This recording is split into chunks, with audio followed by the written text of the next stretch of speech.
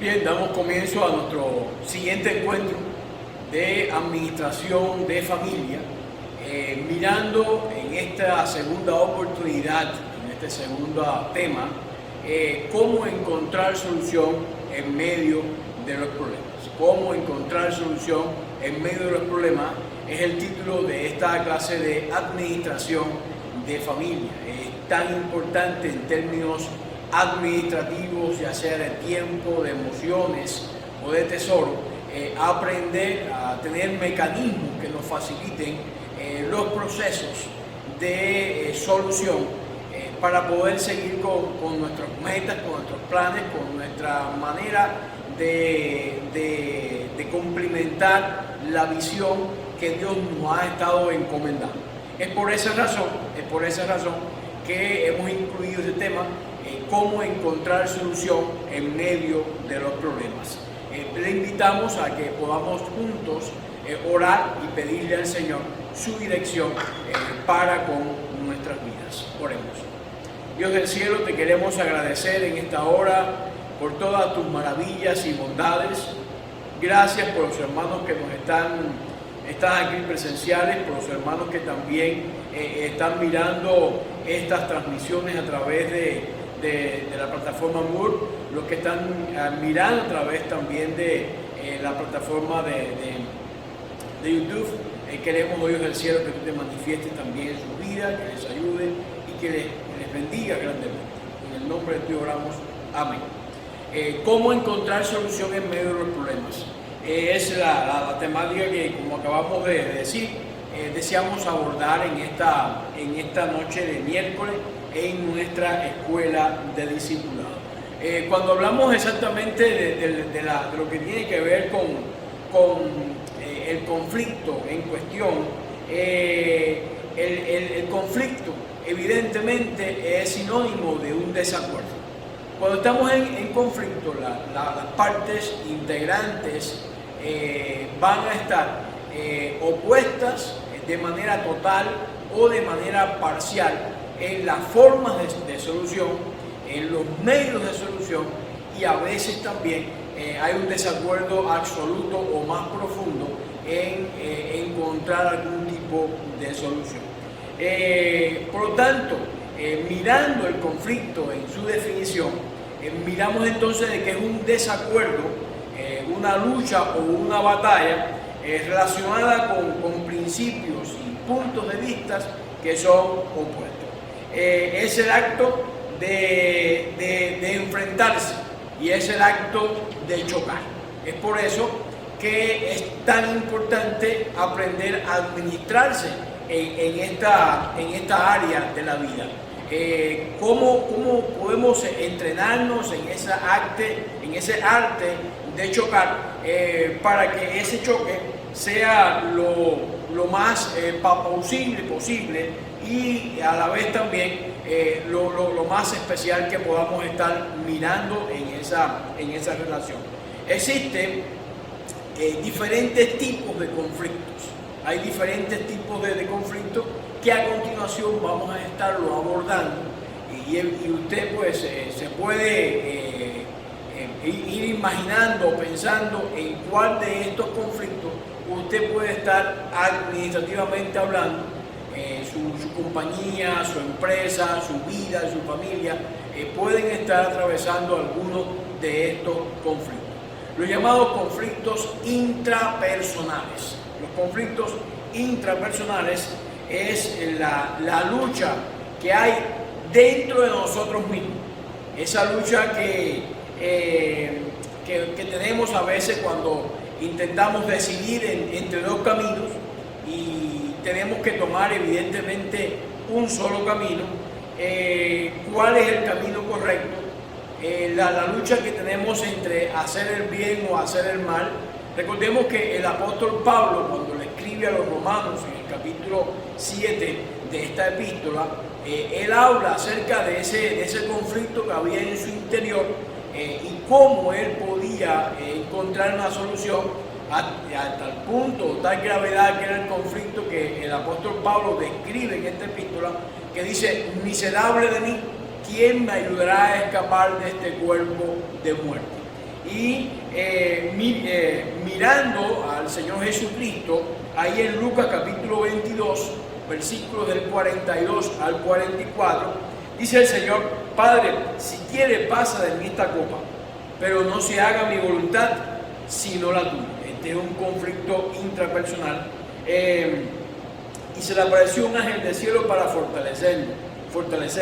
Y estando en agonía, oraba más intensamente, y orando, su sudor como grandes gotas de sangre que caían hasta la tierra. Así, esta es la descripción de la magnitud de este conflicto intrapersonal que tenía Jesús, precisamente en el momento de ir, o la antesala de acercarse a la cruz. Algunos incluso se atreven a decir que era que no quería participar, y no, es todo esa gran cantidad de presiones que vienen de diferentes ángulos sobre la vida del Señor, es lo que hacía que Él se estuviera pues manteniendo de esta manera. Estos son algunos ejemplos de conflictos intrapersonales, y ya hemos establecido la definición. Si usted se encuentra en un conflicto de esa naturaleza, pues es importante que usted continúe en sintonía y podamos al final pues ver formas de abordar y de solucionar estos conflictos. Los conflictos interpersonales. Cuando hablamos de conflictos interpersonales, hablamos de un choque de ideas o de intereses entre dos personas.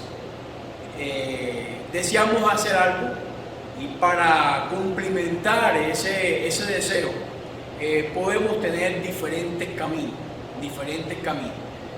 Pero estos caminos muchas veces ofrecen variantes, y cuán dispuestos estamos a aceptar una u otra de estas variantes.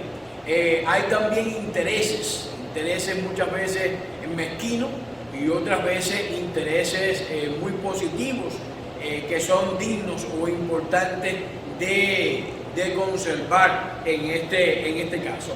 Dice la palabra de Dios en Génesis capítulo 27, versículo 41: y aborreció Esaú a Jacob por la bendición que su padre le había bendecido, y dijo en su corazón: llegarán los días del hijo de mi padre, y yo mataré a mi hermano Jacob.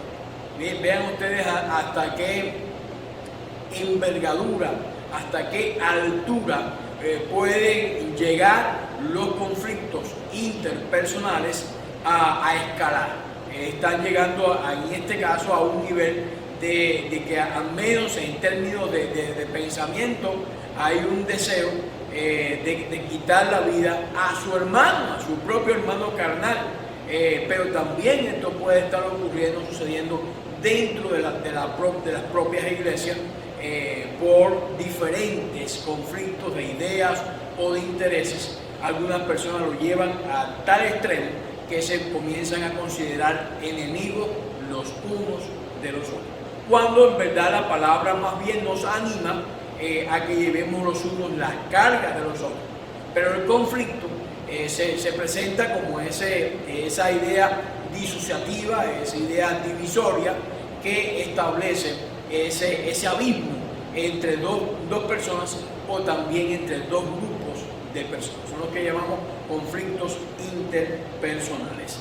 Cuando hablamos de estos conflictos interpersonales, tenemos también que mirar los también llamados como conflictos interorganizacionales. Es una acción que surge dentro de un grupo, ya sea de una familia o iglesia.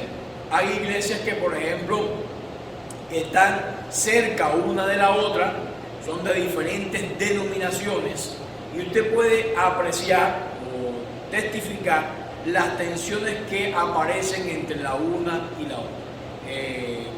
Tensiones en cuanto a quién tiene una mejor interpretación bíblica, tensiones a qué se puede y qué no se puede hacer en esta congregación, tensiones entre la música que en estas congregaciones van a tener, en fin, son meros ejemplos que podemos estar colocando. En la palabra de Dios hay un conflicto entre grupos. Dice así en Número capítulo 13, versículos del 31 al 32. Mas los varones que subieron con él dijeron: no podemos subir contra aquel pueblo, porque es más fuerte que nosotros. Y hablaron mal entre los hijos de Israel de la tierra que habían reconocido, diciendo: la tierra donde pasamos para reconocerla es tierra que traga a sus moradores, y todo el pueblo que vimos en medio de ella son hombres de gran estatura. Es decir, este es un conflicto donde hay un grupo de hombres que está ofreciendo un informe desalentador para el resto del ejército, para el resto del pueblo que estaba en ese sitio precisamente con el deseo o la intención de alcanzar aquellas ciudades, aquellas murallas y de conquistar a ese pueblo. Conocemos la historia bíblica, pero esta era la tendencia o la posición de uno de estos grupos. Recordemos que habían dos personas que formaban parte también de este grupo, pero que tenían una opinión diferente, y ellos consideraban que de la misma forma en que Dios le había rescatado de la poderosa mano de los egipcios y le había preservado en toda su trayectoria en el desierto, esa misma poderosa mano podría ser lo suficientemente activa en la conquista de la tierra prometida como había prometido. Pero este conflicto evidentemente queda marcado, y hay un grupo que prevalece en detrimento del resto, en detrimento del grupo, del resto de la comunidad, pero hay un grupo que prevalece no exactamente en este pasaje con la mejor idea. No exactamente con la mejor idea. Y es digno de señalar, mirando este pasaje, que no siempre la mayoría es la que tiene la razón. Esto es muy importante señalarlo, porque si la mayoría no está pues sometida al Señor, si la mayoría está permeada por intereses ocultos, si la mayoría está sirviendo a intereses raquíticos, está sirviendo a la bajeza del propio hombre, esa mayoría no va a estar lo suficientemente capacitada para tomar decisiones sólidas. Pero lo que estamos mirando no es cómo solucionarlo, sino exactamente estamos analizando el conflicto en todas sus matices o sus formas de ser. Estos son los conflictos intraorganizacionales, pero también hay conflictos interorganizacionales. Cuando hablamos de estos conflictos,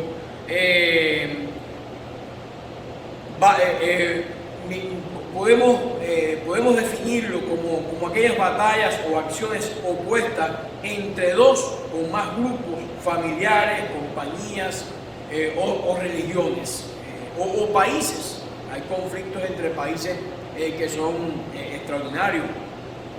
Dice Éxodo capítulo 14, versículo 10. Y cuando Faraón se hubo acercado, los hijos de Israel alzaron los ojos, y aquí que los egipcios entran tras ellos, por lo que los hijos de Israel temieron en gran manera y clamaron a Jehová. Es decir, el acercamiento de esta nación, la nación egipcia, a la naciente nación israelita, aquel pueblo que estaba saliendo de la esclavitud, que había horas antes, pudiéramos decir, pues enmarca este conflicto interorganizacional. Es decir, que mirando cada uno de estos ejemplos bíblicos, podemos definir algunos de estos tipos de conflictos, y podemos pues tenerlo también presente, cómo o de qué manera tu conflicto pueda enmarcarse en alguno de estos marcos que estamos ofreciendo en cuanto a esta definición. Por lo tanto, la solución y la reconciliación son aspectos diferentes. Algunas diferencias nunca van a poder solucionarse. Es decir, hay diferencias entre los grupos que nunca se pueden solucionar. Pero de todos modos podemos reconciliarnos con quienes diferimos. Es decir, hay una diferencia abismal. No siempre los problemas se pueden solucionar, pero siempre debemos intentar reconciliarnos y que los problemas no se conviertan en elementos divisorios entre nosotros, sino más bien que nos podemos mirar como enriquecedores del debate, enriquecedores de los diferentes puntos de vista en un asunto determinado. No mezclemos a la persona con estos puntos de vista y hagamos una lucha campal o personal, sino que ofrezcamos la libertad a los demás de pensar diferente, de ofrecer diferentes soluciones, y más bien lo que debiéramos hacer es enriquecernos en ese sentido. Esto es lo que Dios requiere. Lo que Dios requiere es que busquemos la reconciliación, ya sea en el interior de la familia, al interior de la iglesia, al interior de los diferentes grupos. En cuanto dependa de nosotros, busquemos la paz. Es lo que la palabra de Dios nos anima a que estemos capacitados o que estemos verdaderamente interesados en encontrar. Ahora, vamos a observar a continuación algunas formas, características de manejar los conflictos. Es decir, ahora yo quisiera que usted, los que están presentes y los que están en sus hogares y los que lo van a ver pues posteriormente, usted estuviera ubicándose en alguna de estas formas de manejo de conflicto que a continuación vamos a estar mencionando. Algunas maneras en las cuales usted va a estar evidentemente reflejado, ya sea parcial o totalmente, con alguna de estas formas del manejo de conflicto. Hay una forma de manejo del conflicto que es la que un estilo que vamos a llamar el estilo agresivo. Este es el primer grupo. Hay un estilo agresivo y hay un estilo pasivo. Dentro de la forma de manifestar el estilo agresivo en la solución de conflicto, estamos lo que conocemos como el dictador. Es decir, es la persona que actúa como un dictador. ¿Cuáles son las características que tiene este estilo de solución de conflicto? ¿Cuáles son las características que lo definen? Pues es una persona controladora, si lo quiere controlar todo, lo cual generalmente es difícil, pero esa es la intención de ese tipo de personas, lo quieren controlar todo. Es una mente cerrada, es una mente que no da espacio para un pensamiento diferente, que no da espacio para un comentario, que cada comentario o cada palabra es definida como un enemigo o como un potencial enemigo. Esta es una mente cerrada, es una mente, un criticón, que está continuamente pues criticando a que el resto de las personas no piensen como él, y usa lo que se conoce como juego de poder. Si una persona con esta situación está en el poder, pues este dictador va a estar haciendo sufrir a las personas que están bajo su mando y les va a impedir desarrollarse y desarrollar sus dones, desarrollar sus ideas y desarrollar sus puntos de vista. Va a estar impidiendo cada una de estas cosas. La meta de la persona que actúa o administra su vida para solucionar los conflictos es ganar siempre y conservar el control. Eso es ganar siempre y conservar el control. Ustedes pueden mirar en diferentes países, en diferentes naciones, personas con estas características bien marcadas en su vida. Recordemos que la palabra de Dios nos dice en Proverbios 18, no toma placer el necio en la inteligencia, sino en que su corazón se descubra. No toma placer, sino en que que sus ideas se sepan. No en tanto en esta porción que la Biblia dice que en la multitud actitud de consejero hay sabiduría. El dictador no escucha, él tiene su idea y viene como, pudiéramos decir, como un caballo con su mente cerrada para lo que él va a hacer. Esta es una de las características de lo que llamamos el dictador. Pero en cuanto a los estilos, estilo agresivo que acabamos de mencionar, este es un ejemplo muy ferviente, pero dentro de los estilos agresivos, este también lo que se conoce como el murmurador, este también es un estilo agresivo, pero este usa la murmuración para manejar los conflictos. Es decir, que es la persona que ante un problema va hablando con la persona X y le da su punto de vista y sondea a ver en qué posición está y si con este podemos contar.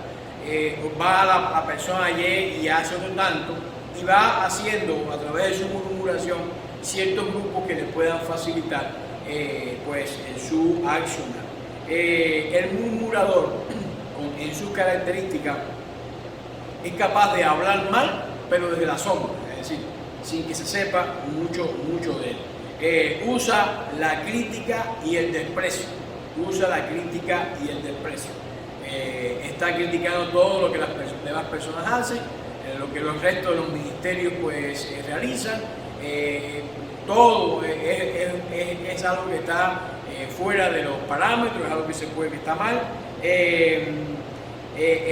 Es la persona que empieza los falsos rumores, es decir, esta es su manera de administrar los conflictos y finge no haber hecho nada malo, pero su idea principal es buscar aliados, encontrar aliados, formar grupos de poder.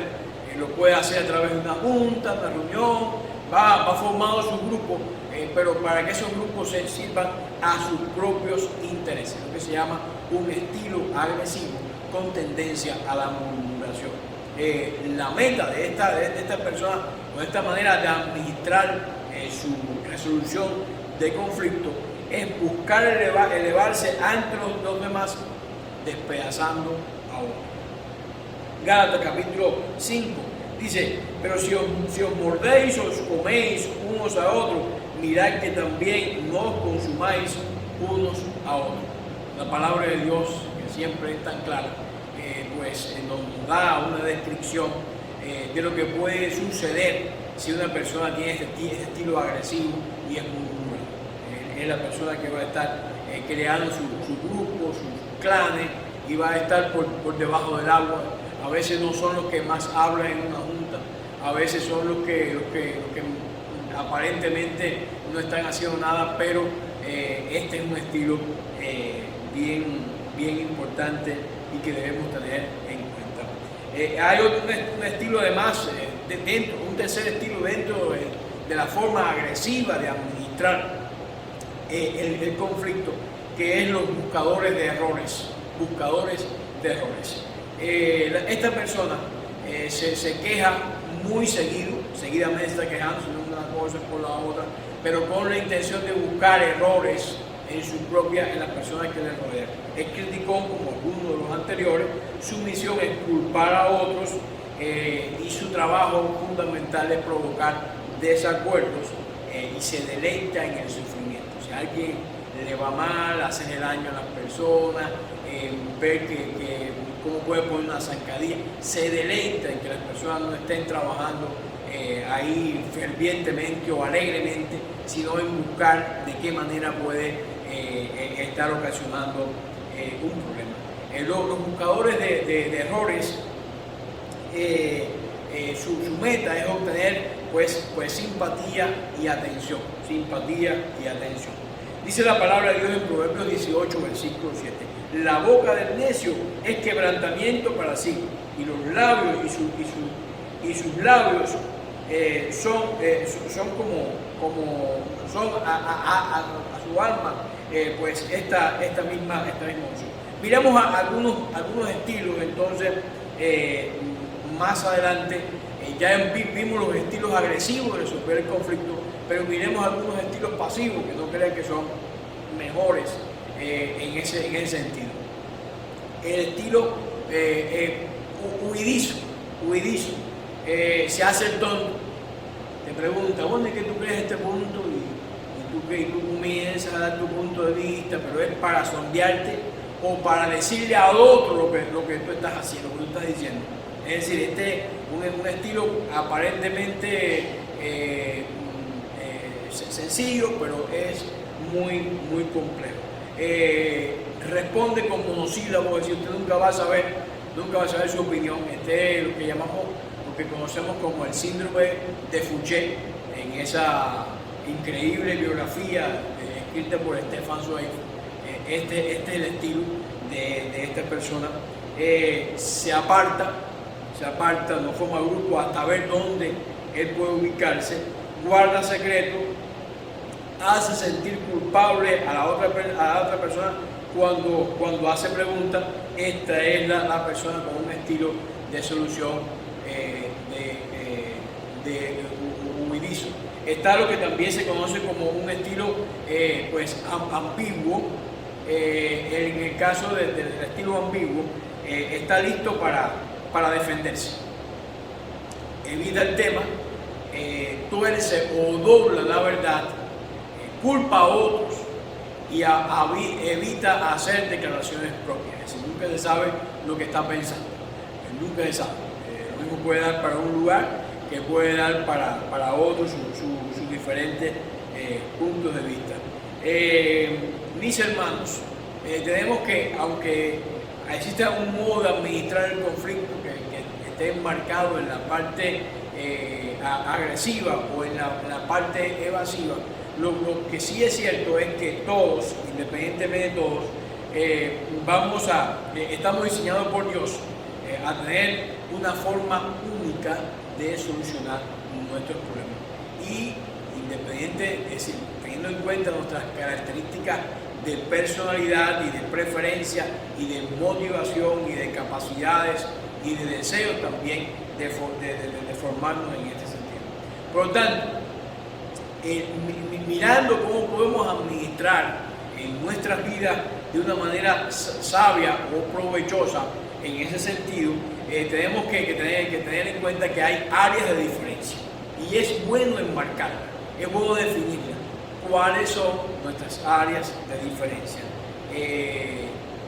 Un ejemplo clásico una de esas características es distinta percepción de la realidad. Percibimos el mundo de manera diferente. Lo percibimos de manera diferente. Si usted ve un accidente o usted ve una película o algo así, puede encontrar diferentes descripciones para la misma. Hay un punto unas palabras que alguien cantó y que la otra persona ni tan siquiera fue capaz de prestar atención. Hay acciones y demás que tienen un significado importante para algunos. Tenemos exactamente una distinta o una diferente percepción de la realidad. Pero también esperamos cosas diferentes.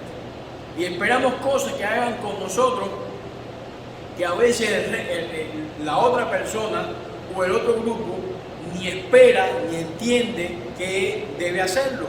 Y eso va a enmarcar el conflicto. Eso es lo que se llama distintas expectativas. Entonces, las áreas de diferencias fundamentalmente en la administración de los conflictos, ya sean familiares, ya sean institucionales o ya sean en cada uno de los tipos que hemos estado mencionando anteriormente, van a poderse clasificar, o es importante tener en cuenta estas áreas de diferencia, que es cómo perciben el problema, cómo perciben la realidad y qué esperan, cuáles son las expectativas que se esperan de cada uno de estos temas, pudiéramos decirlo, podemos apreciar. ¿De dónde viene el conflicto? ¿Cuál es el origen del conflicto? Pues suponemos que lo que queremos es lo que necesitamos y que nuestro deber es derrotar a quienes se oponen a que lo logremos. Esa es la esencia misma de un conflicto. Queremos algo y suponemos que ese algo es lo que necesitamos. Y todo lo que se oponga ante ante esa meta es considerado un enemigo. Ese es el origen del conflicto. Y tenemos o pretendemos que luchar, pero recordemos que hay muchas veces que Dios nos quita cosas del camino, o nos mueve a algún lugar, o nos fuerza a movernos a algún lugar, porque Él sí sabe que es lo mejor para nuestras vidas. Si persistimos en mantener esa posición y mantenernos en un problema y no miramos exactamente cómo Dios nos está hablando en medio de esa circunstancia, podemos estar en un grave peligro y podemos estar incluso obviando lo que Dios nos está diciendo. Hay falsas creencias con relación a lo que es un problema, pudiéramos decir. La falsa creencia es que temo el conflicto porque el conflicto me afecta mucho. Si yo no quiero tener problemas, porque el conflicto me estresa, me hace que aparezcan en mi mente pues, pensamientos malignos hacia otra persona. Y para sentirme seguro, entonces yo tengo que eliminar el conflicto. Ya sea dominando, contemporizando o evitando. Es decir, que una falsa expectativa con relación al conflicto es pensar de que no va a existir conflicto, pensar que no va a existir conflicto cuando realmente el conflicto es algo importante. Entonces, ¿cómo debemos pensar? Y esta es una manera en nuestra administración de solución del conflicto importante que debemos tener pues bien presente. ¿Cuál es la creencia correcta? ¿Cuál es la creencia correcta? No le temo al conflicto, no debemos temer el conflicto, porque es el resultado de vivir con distintas personas, con diferentes gente. No le tema al conflicto. Usted no vive en un mundo homogéneo, que las personas piensen iguales, vistan iguales, actúen iguales. No ocurre así. Y como somos diferentes, el conflicto tiene su origen en ese sentido. Mi seguridad y mi significado está basado en mi identidad en Cristo y el amor de Cristo para con mi vida, que me ha aceptado y me está precisamente haciendo o perfeccionando mi persona a los ojos de Dios. Dice 1 de Juan 4:18, sino que el perfecto amor echa fuera el temor. El que teme espera el castigo, así que no ha sido perfeccionado en el amor. Si hay temor, tememos y esperamos siempre que algo malo va a suceder. Pero no, yo sé perfectamente que mi Redentor vive, que es poderoso para guiarme, que es poderoso para sostenerme, que es poderoso para ayudarme. Y esa identidad es la que me hace firme, es la que me hace seguro y es la que me ayuda a salir adelante a pesar de diferencias, a pesar de opiniones, a pesar de criterios que yo pueda estar escuchando al respecto en ese sentido. ¿Cómo podemos entonces administrar una solución que sea lo suficientemente efectiva para encontrar una solución? Yo quiero invitarle a que usted pueda buscar la epístola de Filemón, la epístola de Filemón, y podamos recorrer algunos de los versículos de la epístola del apóstol Pablo a Filemón para encontrar pasos, cómo podemos administrar correctamente una solución a nuestros problemas. Bueno, uno de estos pasos lo encontramos en Filemón versículos 8 y 9, dice: por eso, aunque en Cristo tengo la franqueza suficiente para ordenarte lo que debes hacer, prefiero rogártelo en el nombre del amor. Yo, Pablo, ya anciano y ahora además prisionero de Cristo Jesús. Miren ustedes qué manera tiene Pablo para solucionar un conflicto que había entre este esclavo que había huido de su dueño y había conocido al Señor en esa escapada, y ahora en su retorno a su amo, ¿qué está pidiendo Pablo que haga su dueño? ¿Cómo lo hace? Con toda humildad. Una forma de resolver los conflictos es hacerlo con humildad. Con toda humildad. No aproveche que tiene usted un puesto más alto. No aproveche su rango para dar un mando o una solución. Solucione precisamente con la humildad. El apóstol Pablo, fíjense de la manera en que le dice: tengo la franqueza suficiente para ordenarte lo que debes hacer. Pero no lo hace. Dice: pero prefiero rogártelo en el nombre del amor. Yo, Pablo, miren ustedes lo que dice, ya anciano, además prisionero, por favor, no decimos, qué humildad. Además prisionero de Cristo Jesús. Era difícil que no fuera a ser entendido. La humildad nos capacita mucho en la solución de nuestro conflicto.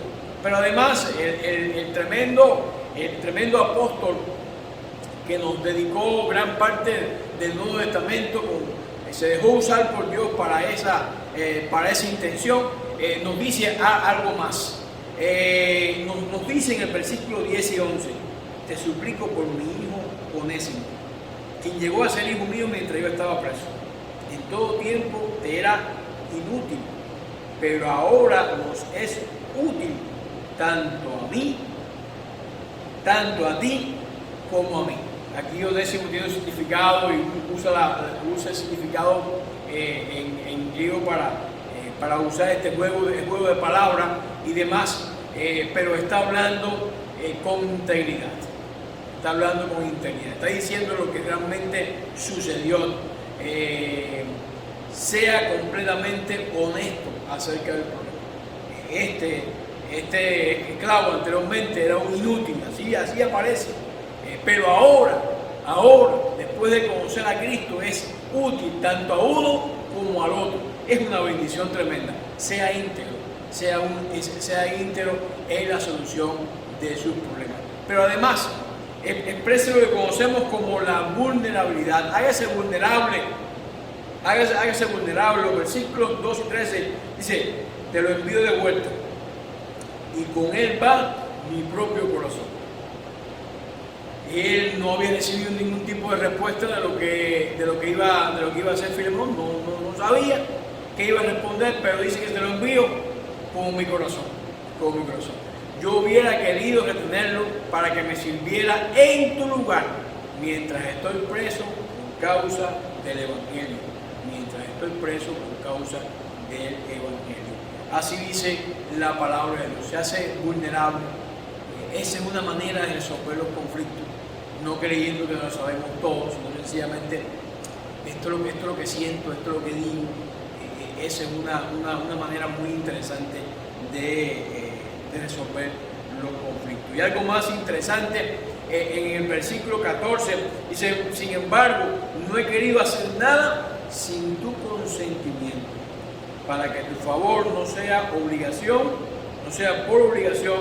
sino espontáneo. Versículo 14. Sino que sea espontáneo. Sumisión. No tuerce las cosas para que lo controle o para que él controle. No, sencillamente deja, se somete para que ambas partes se sientan en el sentido óptimo de encontrar una solución en ese aspecto que ellos están pues manejando. Y es que también lo que conocemos como optimismo es lo mejor. Vaya al conflicto no con una mala idea, sino esperando una solución, esperando un acuerdo, esperando una solución. Dice, Pablo está esperando lo mejor. Dice el versículo 14: sin embargo, no he querido hacer nada sin tu consentimiento.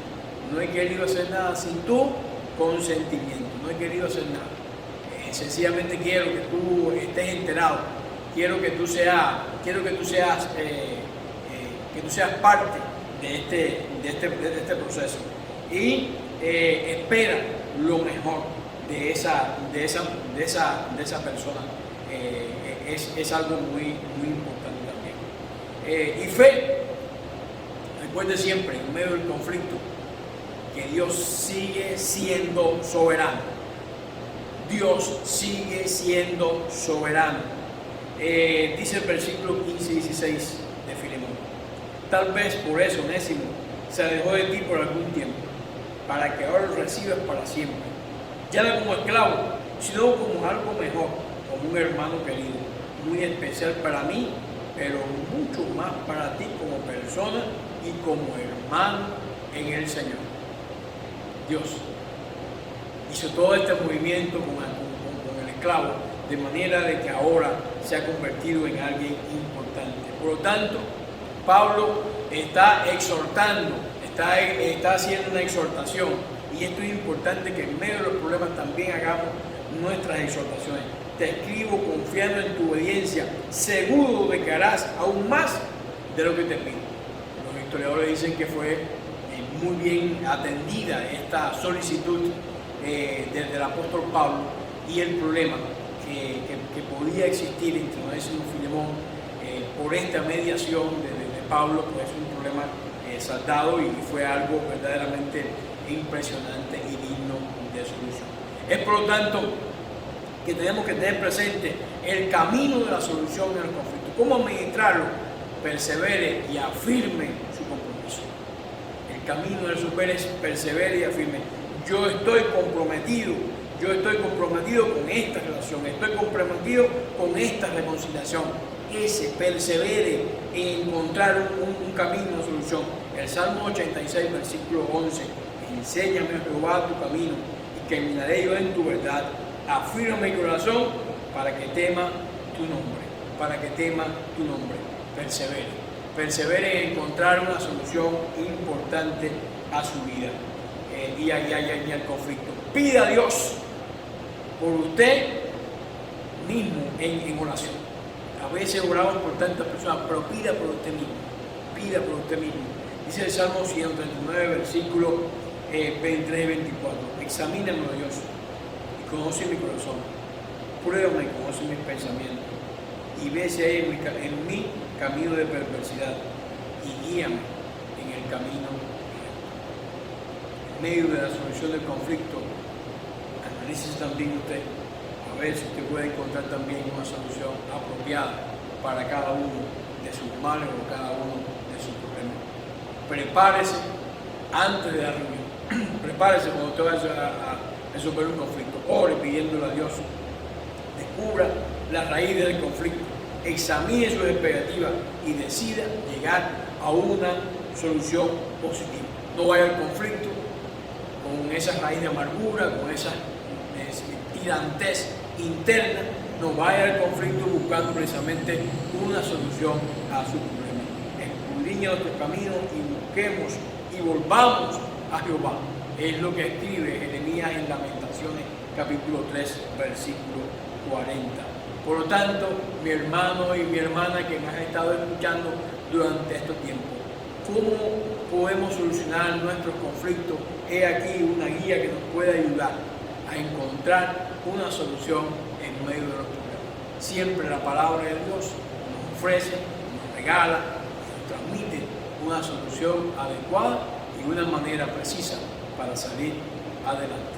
Permita el Señor que en este encuentro le haya podido usted ayudar a ganar claridad y mirar en qué área de su vida debe trabajar y qué conflicto, cómo usted puede tener una mejor actitud para solucionar sus conflictos. Oremos. Padre, te damos muchas gracias por tu palabra, la palabra que hemos ido visitando, por la sabiduría, oh Dios, que tú ofreces, oh Dios, para el pueblo a través de ella. Dios del cielo, te suplicamos y te imploramos que nos ayudes en este proceso de administración de nuestra vida, a aprender cómo administrar nuestros sentimientos en la solución conforme a tu voluntad de nuestros problemas. En el nombre de Dios oramos. Amén.